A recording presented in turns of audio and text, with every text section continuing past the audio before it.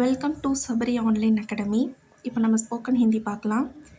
கானா உணவு, खाने के लिए क्या है, சாப்பிட என்ன இருக்குது, घर में खाने के लिए क्या है, வீட்டில் சாப்பிட என்ன இருக்குது.